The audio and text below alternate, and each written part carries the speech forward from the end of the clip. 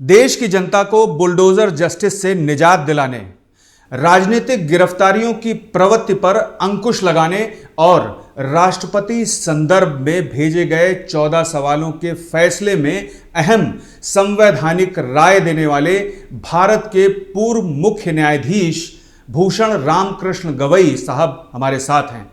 Sir, आपका TV 9 में बहुत बहुत स्वागत है। नमस्कार। बुलडोजर जस्टिस का मैंने जिक्र किया। सरकारें आमतौर पर कानून के दायरे से बाहर जाकर कई बार कदम बढ़ा देती हैं। ऐसी स्थिति में न्यायिक समीक्षा कितनी ज़रूरी है? ऐसे मामलों में आप क्या सोचते हैं? देखिए, हमारे संविधान ने हमारी डेमोक्रेसी के जो 3 पिलर्स है, एग्जीक्यूटिव, लेजिस्लेचर और जुडिशरी, तीनों ने कौन से क्षेत्र में कार्य करना ये अपने संविधान ने प्रोवाइड किया है। लेजिस्लेचर कानून बनाती है, एग्जीक्यूटिव उस कानून का तथा जो संविधान ने उनको हक और अधिकार और कर्तव्य दिए हैं उसका पालन करती है, और जुडिशरी जो है वो पार्लियामेंट ने जो कानून बनाए वो संविधान के परिसीमा में है कि नहीं, और एग्जीक्यूटिव जो कार्य कर रही है, कार्यपालिका जो कार्य कर रही है, वो कानून और संविधान के दायरे में है कि नहीं देखने का वॉचडॉग का काम करती है। तो हमने देखा कि कई राज्यों में जो कार्यपालिका के अधिकारी थे, जो लोग एक सस्पेक्ट थे जिनके अगेंस्ट क्राइम रजिस्टर किए हुए थे, उनको उनके मकान गिरा रहे थे बुलडोजर का यूज़ करके। और हमने उस जजमेंट में हमने कहा है कि nobody is above law, rule of law जो है, कानून का राज्य, ये हमारे संविधान को, हमारा संविधान उसको मानता है। और कोई एग्जीक्यूटिव कानून हाथ में लेके किसका अगर घर गिराती होगी तो वो अनजस्ट है। हमने कहा कि राइट टू शेल्टर जो है वो एक फंडामेंटल राइट है। वो मकान बुलडोजर से गिराने से उस घर में रहने वाले जो उसके जो रिश्तेदार है, जो एक्यूज के, वो तो सिर्फ आरोपी है। अब तक तो उसके भाई बहन, उसके बच्चे, उसके माँ बाप, सबको बेघर किया जाता है। तो हम यानी एग्जीक्यूटिव एक तरह से यानी it was acting as a जज इन इट्स ओन कॉज। हमने कहा कि ये परमिसिबल नहीं है जी। और हमने गाइडलाइंस उसमें ले डाउन किए कि अगर समझो आपको लगता है कि किसका कंस्ट्रक्शन अनऑथराइज्ड है तो पूरा प्रोसीजर फॉलो करना पड़ेगा, उसको हियरिंग देनी पड़ेगी, प्रॉपर नोटिस देनी पड़ेगी, नोटिस के बाद उसके कागजात देख के निर्णय लेना पड़ेगा, और उसके बाद में उसको अपील की भी प्रोविजन दी है। जी, जी। हमने उसमें ये भी लिखा है कि अगर समझो कोई ऑफिसर इस डायरेक्शंस का अगर उसको फॉलो नहीं करता है, उसका वायलेशन करता है, तो it will amount to contempt of court, और सरकार की जवाबदारी रहेगी कि उसको रिकंस्ट्रक्ट करे और जिस ऑफिसर की गलती की वजह से ऐसा हुआ है उस ऑफिसर से ये अमाउंट रिकवर करें। कई कंटेम्प्ट पिटीशन भी फाइल हुई हैं सर सुप्रीम कोर्ट में आपके फैसले के बाद। आपको क्या लगता है कि जो आगे आने वाले जज हैं वो आपकी तरह से ही इस मामले को देखेंगे, और जिनके पास अब मैटर है क्या वो आपके नज़रिए से ही इस मामले को देखेंगे? चूँकि ये कहीं ना कहीं मामला राजनीति से जाकर के जुड़ जाता है, तो ऐसे में कई मौक़ों पर यह भी देखा गया है कि जो पूर्व के फैसले हैं वो बदल दिए जाते हैं। क्या कहेंगे आप? अभी आगे क्या होगा वो तो मैं बता नहीं सकता हूँ, कि हमने जो लॉ है वो ले डाउन किया हुआ है, और जब तक उसको नहीं बदला जाता वो तो लॉ है, it is binding on all the authorities throughout the country. जी। एक और अहम बात है सर, राजनीतिक कद को बढ़ाने के लिए कई बार ऐसे स्टंट किए जाते हैं, आमतौर पर चर्चा में लाया जाता है बुलडोजर जस्टिस जैसा मैटर। तो इस स्थिति को लेकर क्या आपने जो देश के विधि विशेषज्ञ थे और जो सरकार की तरफ से वकील पेश होते थे उनसे भी इस पर चर्चा की थी? नहीं, हमने तो डिसीजन लेने के पहले काफ़ी लंबी हियरिंग हुई उसमें जी। काफ़ी वकीलों ने के उनके आर्ग्यूमेंट सुने।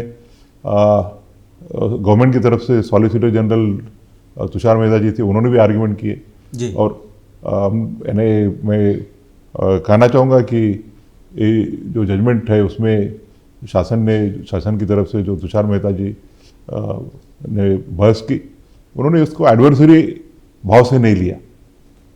एक कानून सही तरह से बनना चाहिए, इस भाव से उन्होंने इसमें अपना असिस्टेंस दिया। तो इसके लिए मैं उनको उनकी सराहना करना चाहूँगा। लेकिन जस्टिस, उसी दौरान कई राजनीतिक बयानबाजियां भी सामने आईं। उनके मद्देनज़र या आप जब सीजेआई थे तब और अब, चूँकि आप अब रिटायर हो चुके हैं, तो ऐसी स्थिति में शायद उस पर जवाब दे पाएँ कि जो राजनीतिक बयानबाजी सुप्रीम कोर्ट को लेकर के आ रही थी बुलडोज़र जस्टिस के मसले पर, वो उस दौरान आप कैसा फील करते थे और क्या सोचना था सुप्रीम कोर्ट के अन्य जजों का भी? नहीं, मैं तो सोशल मीडिया को ज़्यादा देखता नहीं हूँ जी।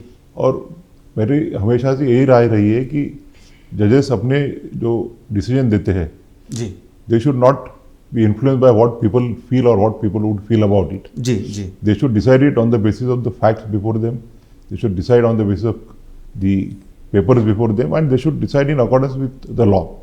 जी। और किसको आपका जजमेंट अच्छा लगता है या बुरा लगता है, ये पैरामीटर्स नहीं रहने चाहिए। बिल्कुल। एक बहुत अहम सवाल है जो मैं आपसे इसलिए पूछना चाहता हूं, जो न्यायपालिका की साख को लेकर के है। जस्टिस यशवंत वर्मा वाला मामला, और जस्टिस यशवंत वर्मा से भी पहले एक बयान जो इलाहाबाद हाई कोर्ट के जज की ओर से दिया गया, और उस समय आप सर्वोच्च के बाद दूसरे नंबर के पद पर सुप्रीम कोर्ट के जज थे। किस तरह से इन मामलों में सुप्रीम कोर्ट या सीजेआई द्वारा कदम उठाया जाए कि देश की न्यायपालिका पर भरोसा बढ़ सके? हमने तो जब वो पहला, आप जो पहला इंसिडेंट बता रहे हैं जी, उस हाई कोर्ट के बारे में हमने तो डिसीजन लिया था कॉलेजियम ने। जी, मैं जस्टिस शेखर यादव की बात कर रहा मैं नाम नहीं लेना चाहूँगा। जी जी। बट आगे कुछ हुआ नहीं और ये अनफॉर्चुनेटली, और कुछ ज़्यादा नहीं कहना चाहूँगा मैं। कॉलेजियम ने जो डिसीजन लिया था उनके बारे में, उसको इम्प्लीमेंट किया जाना चाहिए।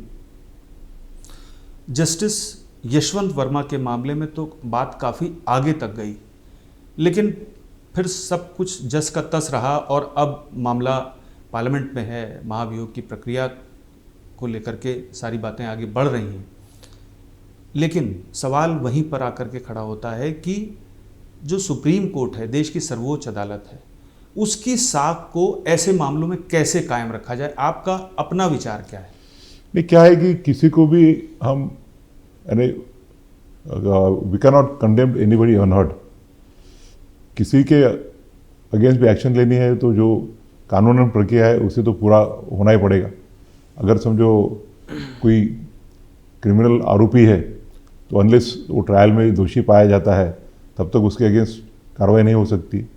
भी इसमें कॉन्स्टिट्यूशन में प्रोविज़न है इम्पीचमेंट का, उस प्रोविज़न के हिसाब से स्पीकर साहब ने कमेटी अपॉइंट की है under the chairmanship of sitting जज ऑफ दिस कोर्ट, और hopefully it will go to the logical end. अब ये बात तो मानना पड़ेगा कि उस इंसिडेंट से थोड़ा जुडिशरी के साख पे एक प्रभाव हुआ है, परंतु आज सामाजिक स्थिति ऐसी है कि all the institutions are facing this problem. जी, ब्लैक शिप्स आर एवरीवेयर। जी। कॉलेजियम सिस्टम पर आता हूँ मैं।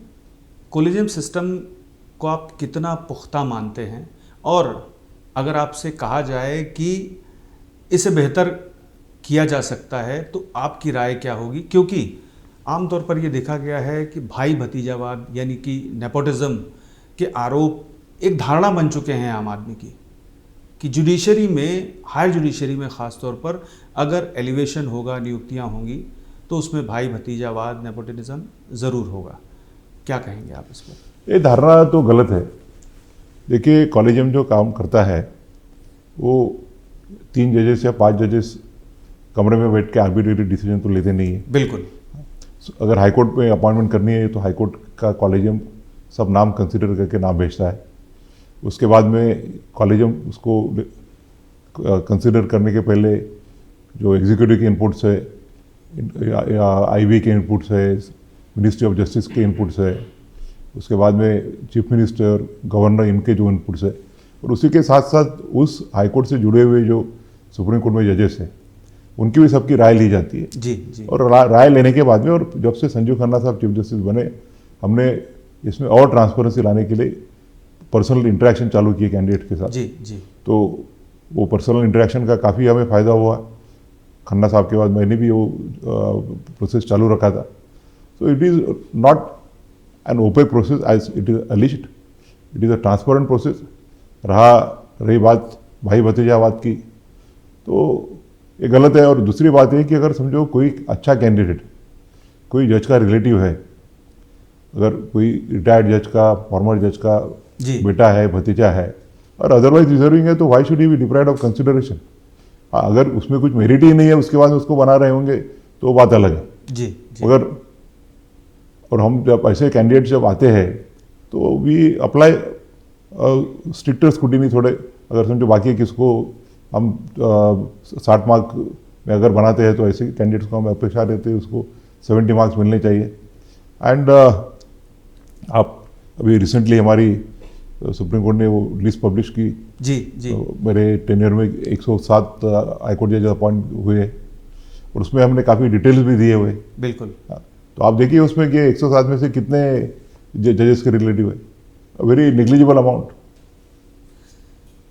आपके कार्यकाल में काफ़ी जजों की नियुक्ति हुई, लेकिन किसी महिला जज की नियुक्ति नहीं हुई। इन लाइटर वेन, क्या नाराजगी है महिलाओं से? नहीं, महिलाओं से नाराजगी है नहीं।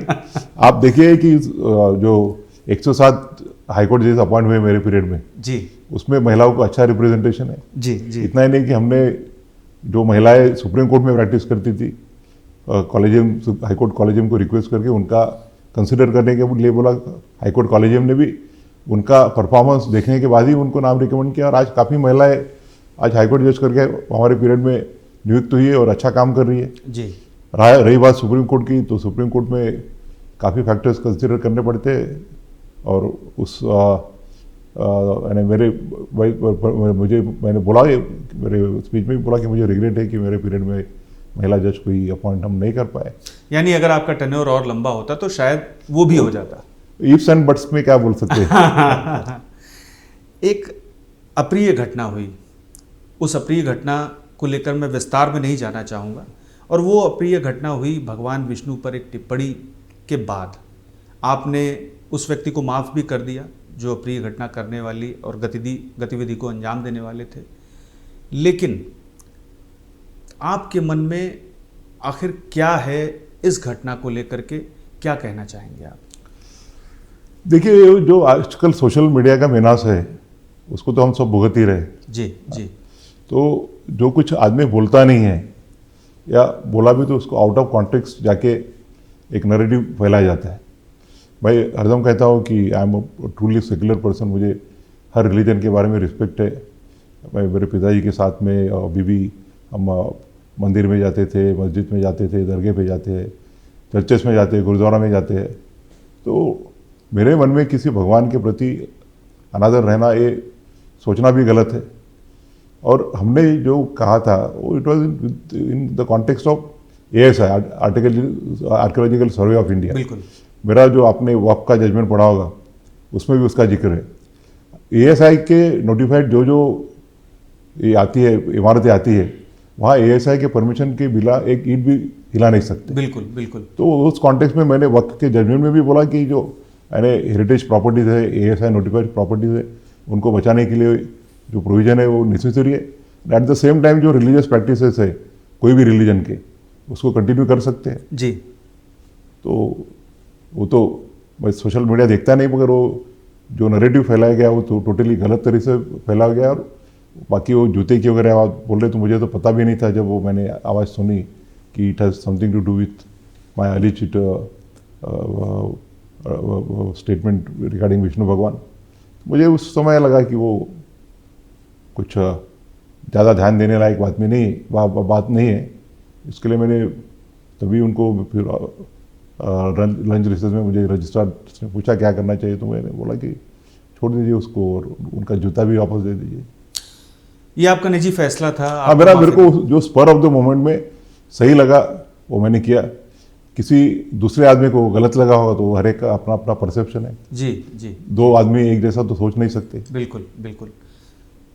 हेट स्पीच लगातार देश में बढ़ रही है, कई मैटर सुप्रीम कोर्ट में भी हैं और मैं पेंडिंग मैटर के में नहीं जाऊंगा, लेकिन जस्टिस BR गवई ऐसे मसले को लेकर के क्या सोचते हैं? अगर सरकार द्वारा राय मांगी जाए कि इस पर एक ऐसा कानून बनाना है कि हर हाल में हेट स्पीच को कर्ब किया जा सकता है। नहीं, मैं तो बिल्कुल आई फुल्ली एग्री थी आपके बात से, मैं पूरी सहमत हूँ कि आप अपने पार्लियामेंट ने, अपने लेजिस्लेचर ने हेट स्पीच को कंट्रोल करने के लिए कानून बनाना चाहिए।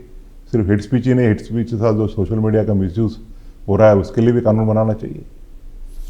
चूँकि राजनीतिक खलकों की मैं बात कर रहा हूँ, राजनीतिक खलकों की बात कर रहा हूँ, तो मैं ये जानना चाहूँगा कि देश की जो राजनीति है उसको कब सौभाग्य प्राप्त होगा जस्टिस BR गवई के उसमें शामिल होने का? नहीं, ये तो अभी तो मैंने सभी को बोल रहा हूँ, अभी मुझे रिटायर हुए 1 हफ्ता भी नहीं हुआ, 2-4 दिन ही हुए, अभी तो फिलहाल मैं आराम कर रहा हूँ। और मैं हमेशा सोचता हूँ कि जिस समय जैसा समय आए उस समय निर्णय लेना चाहिए।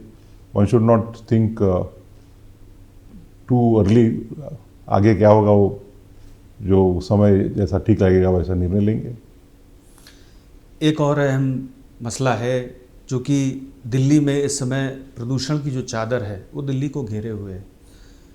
जब आपने पटाखे जलाने की अनुमति दी तो इसमें कई लोग सहमत थे आपके आदेश से और कई लोग असहमत भी थे, लेकिन आज जब प्रदूषण बढ़ रहा है तब पुराने फैसले को लेकर के लोग बार बार चर्चा कर रहे हैं। कल सुप्रीम कोर्ट में ही CGI ने ये कह दिया कि उनको शाम को टहलने में दिक्कत हो रही है। चुनाव आयोग के जो वरिष्ठ अधिवक्ता राकेश द्विवेदी सर, उन्होंने कहा कि वो असहज महसूस कर रहे हैं और सुनवाई के दौरान वो सिर्फ वर्चुअल सुनवाई में पेश हो पाएंगे। आपको क्या लगता है कि जो आपने सुनवाई की थी और उसमें दीर्घकालिक योजना बनाने की बात भी की थी, लेकिन तत्काल कोई उपाय पर आपने क्यों नहीं फोकस किया और क्या वजह थी कि सिर्फ दीर्घकालिक योजना पर ही फोकस किया गया? नहीं, देखिए एक बात तो है कि हम उसमें एक्सपर्ट्स नहीं हैं। जी जी। और हम हमेशा कहते हैं कि कोर्ट ने एक्सपर्ट्स की चीज़ें जो एक्सपर्ट्स के ऊपर ही छोड़नी चाहिए। तो अभी जब हमारे पास मामला आया तो हमने कुछ डायरेक्शंस भी दिए उसमें। रहा एक हमने नोटिस किया है कि जब ये सीज़न आ जाता है पोल्यूशन जब सीवियर बन जाए, एयर क्वालिटी पुअर बन जाए, उसी समय हम जब नींद में से उठ जाते हैं। तो मैंने उसमें यानी हमने हमारे बेंच ने उसमें डायरेक्शन दिए कि ये इस तरह से लास्ट मिनट पे ऊपर मेजर्स नहीं लेने चाहिए। हमने साल भर इसको प्रिकॉशन कैसे ला सकते, प्रिकॉशनरी मेजर्स कैसे ला सकते, इसके ऊपर सोचना चाहिए। तो इसके लिए हमने सेंट्रल गवर्नमेंट से भी विनती की, मुझे खुशी है बताने के लिए कि हमको सॉलिसिटर ऐश्वर्या भाटी जी जो एडिशनल सॉलिसिटर जनरल, उन्होंने बताया कि जो केंद्रीय मंत्री है MOEF के एनवायरनमेंट के, उन्होंने तुरंत मीटिंग बुलाई सब जो कंसर्न चारों राज्य है उनके चीफ मिनिस्टर्स की। MOEF के सेक्रेटरी ने चारों राज्यों के चीफ सेक्रेटरी के साथ भी की है। तो हमने उनसे रिक्वेस्ट की है कि they should come out with a long term plan. जी जी। इसको सिर्फ 2 महीने में सोच के फिर और कोल्ड स्टोरेज में जाने से वो प्रॉब्लम होता है। तो हर महीने में इसमें कुछ ना कुछ मॉनिटरिंग होना चाहिए। बिल्कुल, आपने हर माह सुनवाई की बात तो इसके लिए मैंने निर्देश भी दिए कि इसके आगे हर महीने में लगेगा जो एक्सपर्ट्स कमेटी है उनकी क्या राय आती है, उसके रिपोर्ट के अनुसार क्या क्या स्टेप्स ले जा सकते हैं, so that the problem is not addressed at the last moment. और कुछ तत्काल डायरेक्शन भी दिए हमने उस ऑर्डर्स में। बिल्कुल बिल्कुल। हमने उस CA की हमने जो बताया कि जो एक्टिविटीज़ है उसको वो अपग्रेड करना चाहते हैं, जैसे हम जो GRAP 2 में जो एक्टिविटीज़ है उनको भी GRAP 3 में डालेंगे, सो दैट दी पोल्यूशन जो है वो और कम हो जाए। तो every step to reduce pollution, but mainly उसमें एक्सपर्ट्स की ओपिनियन आनी चाहिए। हमें तो कुछ उसमें टेक्निकल नो-हाउ है नहीं। यानी कि आपने दूरदर्शिता अपनाते हुए ये स्पष्ट कर दिया कि दीर्घकालिक योजना बनेगी तो दिल्ली को पूरी तरह से प्रदूषण से निजात मिल जाएगी। मिल सकती है। बिल्कुल मिल सकती है, संभावना है। संभावना है। सर, हायर जुडिशरी के जो जजेस रिटायर होते हैं, आपका क्या मानना है, उनको सार्वजनिक पद नहीं लेना चाहिए, या फिर उन्हें जिस तरह से सार्वजनिक पद आमतौर पे आप समझ सकते हैं कि मैं किन जजेस की बात कर रहा हूँ, और अगर लेना चाहिए तो उसका मानदंड बहुत ऊंचा होना चाहिए? देखिए, हर एक का अपना अपना सवाल है जी। अभी काफ़ी स्टैट्यूट्स है जिसमें सिर्फ रिटायर्ड सुप्रीम कोर्ट जज या retired chief justice of the high court ही उसको चेयर कर सकते हैं, और इतने साल का जो जुडिशरी में का अनुभव है, उनका जो एक्सपीरियंस है, उनका जो नॉलेज है, उससे अगर कोई इंस्टीट्यूशन को अगर बेनिफिट होता होगा तो उसमें कुछ गलत नहीं है। तो कोई मैंने जो कहा, मैं पर्सनली मैं नहीं लेना चाहता हूँ, क्योंकि मेरी ये धारणा रही है कि after I retire as a CJI जी, मैंने ऐसी कोई भी ट्रिब्यूनल या कोई भी संस्था का एक पोस्ट रिटायरमेंट पोस्टिंग नहीं लेना चाहिए जो सीजेआई की गरिमा से कम हो। ये मेरा वैयक्तिक निर्णय है। जी जी जी। तो यहीं पर सवाल फिर खड़ा हो जाता है कि क्या आप राजनीतिक कोई दिशा? नहीं, अभी तो फिलहाल कुछ भी सोचा नहीं है। मैं अब आऊँगा राष्ट्रपति संदर्भ पर जो आपने फैसला दिया, बहुत अहम फैसला। 5 जजों की संविधान पीठ ने एक फैसला दिया जिसमें ये तय कर दिया कि राज्यपाल और राष्ट्रपति की ओर से जो भी बिल पर मंजूरी देने की समय सीमा है वो कोई नहीं होगी, वो केस टू केस बेसिस पर विचार कर सकती है सुप्रीम कोर्ट। उसमें आपने एक जिक्र किया स्वदेशी संविधान का, आखिर वो क्या है? क्योंकि अभी कुछ ही साल पहले सरकार ने जो आपराधिक कानून था उसमें आमूल चूल बदलाव करके उसको भारतीय किया, तो क्या ये वही कॉन्सेप्ट है कि देश का जो संविधान है वो भी पूर्णतः भारतीय होना चाहिए? नहीं, देश का संविधान तो पूरा भारतीय है ही जी। इसको 1949 में हमारी देश की जो कॉन्स्टिट्यूंट असेंबली थी, उन्होंने करीब करीब 3 साल तक पूरी मेहनत करके बनाया हुआ है। जी। तो शुरू में ये डिनाई कर सकता है कि कॉन्स्टिट्यूशन बनाते टाइम और पूरी वर्ल्ड के जो कॉन्स्टिट्यूशन थी उनका गाढ़ा अभ्यास किया गया।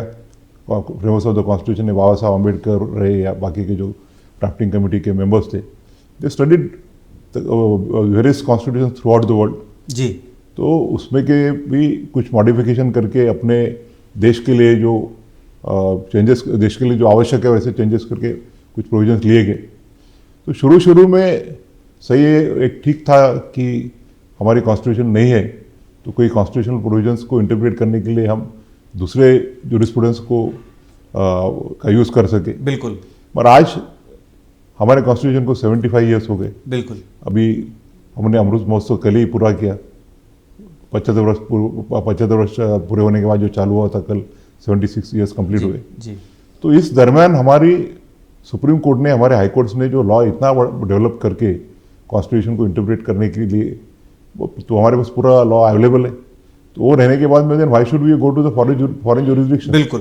तो इसके लिए अभी मैंने अभी मेरे ख्याल से एज अ जज ऑफ द सुप्रीम कोर्ट करीब 300 जजमेंट दिए, और as a chief justice around 35 to 40 यानी कुल मिला के 340 जजमेंट दिए होंगे। उसको आपको मेरे ख्याल से 2-4 जजमेंट के ऊपर कोई जजमेंट मिलेगा नहीं कि जिसमें मैंने कोई इंटरनेशनल दूसरे कोर्ट का जुरिसडिक्शन का कोई जजमेंट को रिफर किया हुआ है। तो हमारी यही धारणा है कि हमारे कोर्ट ने जब इंटरप्रिटेशन ऑफ कॉन्स्टिट्यूशन ऑलरेडी किया हुआ है, उसके ऊपर इतने सारे जजमेंट है, तो why should we refer to the foreign jurisdictions and decide the case on the basis of our own law? बिल्कुल। तो हमने उसमें भी जो हमने डिसीजन दिया है, तो आप बोल रहे कि हमने कुछ अर्लियर जजमेंट को अपसेट किया, तो हमने नया कुछ किया नहीं है। पहले के जो कॉन्स्टिट्यूशन बेंचेस के जजमेंट थे उसको इंटरप्रेट करके हमने बोला है। जैसे पहले ही मैंने आपको बोला था कि हमारी संविधान ने तीनों शाखाएं जो है, कार्यपालिका, न्यायपालिका और विधिपालिका, तीनों के अधिकार क्षेत्र बिल्कुल कायम किए, शक्तियों का पृथक्करण है। तो by judicial interpretation we can not rewrite the constitution. जी जी। जो प्रोविजन कॉन्स्टिट्यूशन में नहीं है वो हम जुडिशियल इंटरप्रिटेशन से नहीं ला सकते। रही बात गवर्नर्स जो बोलते हैं कि हमने गवर्नर्स को छूट दे के रखी है वगैरह, तो वो जो बोल रहे हैं उन्होंने पूरा जजमेंट पढ़े बगैर वो कमेंट कर रहे हैं। वो जजमेंट में हमने क्लियरली लिखा है कि दो specific time limit cannot be provided but the governor cannot sit on the bill for unlimited period of time. अगर वो रिजनेबल पीरियड में बिल के ऊपर उनको जो यानी संविधान ने 3 चॉइसेस दिए हैं जी, तो तीनों में से एक का चॉइस उनको करना अनिवार्य है। जी, अगर वो नहीं करते हैं और बैठे रहते हैं तो party is always entitled to knock the doors of constitution court. जी। और अगर लगता है कि and it will all depend on facts to facts. एकादश अगर समझो सिंपल बिल है तो 1 महीना भर भी रीजनेबल पीरियड हो सकता है। और आपने फैसले में छूट भी दी है। और रह सकता है कि कोई एक इम्पॉर्टेंट बिल है या उस समय देश में ऐसी परिस्थिति है, इंटरनल इमरजेंसी है, एक्सटर्नल इमरजेंसी, उस समय गवर्नर शायद सोचे कि कुछ देर रुक जाए। It will all depends on the facts of the each case. One thing is clear कि गवर्नर को हमारा छूट दी है ये बात मानना ठीक नहीं है। गवर्नर को उसके ऊपर डिसीजन लेना ही पड़ेगा और नहीं लेता है तो court would be entitled to issue writ of mandamus. Higher judiciary के कई जजेस कई बार अपनी सीमा से, दायरे से आगे बढ़ कर के फैसला या आदेश दे देते हैं। बाद में वो फैसले पलट भी दिए जाते हैं और वो आदेश भी पलट दिए जाते हैं। ऐसे जजों को आप क्या राय देना चाहेंगे, क्या नसीहत देना चाहेंगे, चूँकि आप बहुत वरिष्ठ हैं? नहीं, मैं तो किसी राय देना चाहूँगा। जजेस are well experience, well educated. और कैसा है कि लॉ इज इवॉल्विंग। अभी एक जैसे नरीमन साहब ने किताब लिखी है जी कि जो 1970s के जो डिसेंट थे वो बाद में मेजॉरिटी जजमेंट बन गए। तो लॉ कैनॉट बी स्टैटिक, यानी जैसी जैसी परिस्थितियाँ आती है उस परिस्थिति के अनुरूप कायदों के भी जो जजमेंट्स है they have to answer that situation. और हम देखते हैं कि जैसे कॉन्स्टिट्यूशन हमारी ऑर्गेनिक है। Constitution is not a static document, बिल्कुल, इट्स एन ऑर्गेनिक डेवलपिंग। आज हम देखते हैं कि 75 ईयर्स में बहुत सारे बदलाव, 100 के ऊपर अमेंडमेंट्स आई है। बिल्कुल। तो वैसे भी जजमेंट्स में अगर चेंजेस होते हैं तो अगर वो उस समय की परिस्थिति को आंसर करने के लिए आवश्यक है तो नथिंग रॉन्ग इन दैट। एक मसला है जिसको लेकर के शीर्ष न्यायपालिका, ख़ास तौर पर सर्वोच्च अदालत की तरफ जनता देखती है। लंबे समय में उसे न्याय मिल पाता है और या कई दशक बीत जाते हैं। आप जानते ही हैं कि देश में पेंडेंसी लगातार बढ़ रही है। कई योजनाएं, कई सरकार ने इस पर चर्चाएं भी की, सुप्रीम कोर्ट भी बात पहुंची। क्या किया जाना चाहिए आखिर? कैसे इससे निजात मिलेगी आम जनता को कि समय पर उसे न्याय मिले? देखिए, सबसे बड़ी बात तो ये है कि हमारे देश में जो पॉपुलेशन टू जजेस का रेशियो है it is one of the lowest in the entire world. जी, हमारी इतनी सारी पॉपुलेशन है, उस मायने में जो हमारे जितने जुडिशियल ऑफिसर्स है दे आर डिस्प्रोपोर्शनेट। उसके बावजूद पूरी तरह से हम कोशिश करते हैं जी, एवरी जज tries his best to dispose of as many cases as he can. तो अभी कल ही प्रेसिडेंट मैडम ने बोला कि यानी इसका हल है कि जजेस ने गांव में जाना चाहिए, जस्टिस एट डोर स्टेप। तो वो बात दूसरे अभी अल्टरनेट मोड आ रहे। प्रेसिडेंट सीजेआई साहब का भी मीडिएशन के ऊपर काफ़ी उनका जोर है जी। तो मीडिएशन, आर्बिट्रेशन, कंसिलिएशन इस दौरे से इनको यूज़ करके अगर पेंडेंसी कम हो सकती है तो पूरा प्रयास करना चाहिए। उसमें काफ़ी हम लोक अदालत के माध्यम से भी डिस्पोजल करने की कोशिश करते हैं। देश की न्यायपालिका, सर्वोच्च न्यायपालिका के सर्वोच्च पद पर आप रहे। हायर जुडिशरी का करप्शन आता है अगर सामने तो वो बड़े पैमाने पर उस पर कदम भी उठाए जाते हैं और उठाए भी गए हैं सुप्रीम कोर्ट की तरफ से, सीजीआई की तरफ से। लेकिन जो लोअर जुडिशरी है उससे लोगों की शिकायत लगातार बढ़ती जा रही है और वहाँ पर करप्शन की जो शिकायतें हैं वो हाई कोर्ट्स में जाती हैं लेकिन उनका निपटारा नहीं हो पाता। क्या ऐसी शिकायतें आप लोगों तक पहुँच रही हैं? ये गलत है। ऑन द कॉन्ट्री, जब से शेट्टी कमीशन के रिपोर्ट के बावजूद जजेस की सर्विस कंडीशन अच्छी हो गई है, उसके बाद में यानी लोअर जुडिशरी नहीं बोलूँगा उसको मैं, ट्रायल जुडिशरी जी, उनके कंप्लेंट्स काफ़ी कम हो गए, और कंप्लेंट्स आते हैं तो ज़रूर हाईकोर्ट के लेवल पर, हाईकोर्ट में विजिलेंस सेल रहता है, हाईकोर्ट में उसकी अगर कंप्लेंट आती है तो इंक्वायरी होती है, और इंक्वायरी के बाद अगर ऑफिसर अगर गिल्टी फाउंड किया गया तो उसके अगेंस्ट एक्शन ली जाती है। मेरे सामने कभी ये 5-6 महीने में कम से कम 5-6 मैटर्स ऐसे आए होंगे जिसके करप्शन के एलिगेशंस के ऊपर जजेस को टर्मिनेट किया गया था। अच्छा सर, आप जब सीजीआई बने और उसके बाद महाराष्ट्र गए, चूँकि आपका होम स्टेट है, वहाँ पर एक नाराज़गी आपको हुई कि वहाँ की स्टेट गवर्नमेंट ने आपकी जो प्रोटोकॉल के तहत सिक्योरिटी है उस पर ध्यान नहीं दिया। बाद में उपराष्ट्रपति जगदीप धनखड़ साहब ने भी इस पर नाराज़गी जताई। क्या उपराष्ट्रपति की ओर से आपको इसके मद्देनज़र कोई कॉल, कोई पत्र या कोई बातचीत, संवाद किया गया था? नहीं, मेरे ख्याल से वो मैंने एक लाइटर मोड में मेरा जो वहाँ पे फेलिसिटेशन हुआ था bar council of Maharashtra and Goa की तरफ से, तो बोलते बोलते मैंने मैं ऐसी छोटी मोटी चीज़ों से मेरे मन को मेरे I don't get disturb by this. Protocol तो मेरे लिए बहुत ही कम मायना रखता है। अभी जब भी मैं सुप्रीम कोर्ट जज भी था तो मेरे अमरावती जाता था तो मैं सिक्योरिटी के बगैर ही घूमता था। सीजीआई बनने के बाद में सिक्योरिटी वाले परमिशन नहीं देते थे, तो मैं तो अमरावती में जब जाता था तो हमारी यूनिवर्सिटी का जो कैंपस है वहाँ अकेला पैदल फिरने जाता था मेरे दोस्तों के साथ में। जी। तो मेरी कुछ बात नहीं हुई थी, उन्होंने शायद पेपर में या सोशल मीडिया पे पढ़ लिया होगा।